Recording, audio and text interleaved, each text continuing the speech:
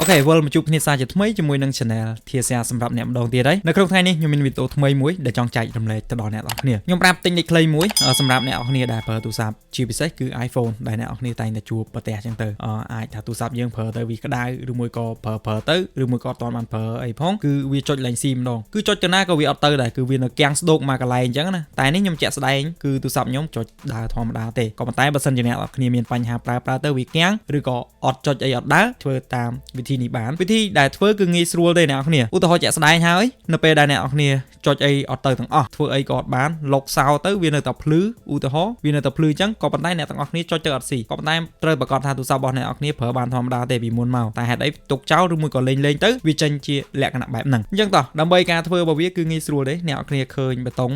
តឡើងសលេងតម្លាក់សលេងហើយនឹងបេតុងលុកសោវាមាន3បេតុងហ្នឹងអញ្ចឹងអ្វីដែលយើងត្រូវធ្វើទី1គឺយើងត្រូវចុចលើបេតុងតឡើងសលេងបន្ទាប់ទៀតតម្លាក់សលេងហើយយើងចុចបេតុងលុកសោនេះជាប់ហើយវាចេញអញ្ចឹងយើងកុំលេងយើងចុចទុករហូតដល់វាអាលុតខ្លួនឯងមកនៅពេលដែលវាអាលុតខ្លួនឯងយើងរងចាំឲ្យវាបើកគ្រឿងមកវិញមកពេលហ្នឹងគឺយើងត្រូវរងចាំអូខេគឺវាបានបើកមកខ្លួនឯងក្នុងពេលហ្នឹងយើងមិនបាច់ចាំចុចបេតុងអីទៀតទេគ្រាន់តែយើងចុចតឡើងសលេងតម្លាក់សលេងហើយបេតុង power នឹងចុចឲ្យជាប់វាអាលុតទៅគឺយើងបលែងដៃតែម្ដងបន្ទាប់ទៀតវានឹងធ្វើការអូតូឡើងមកដោយខ្លួនឯង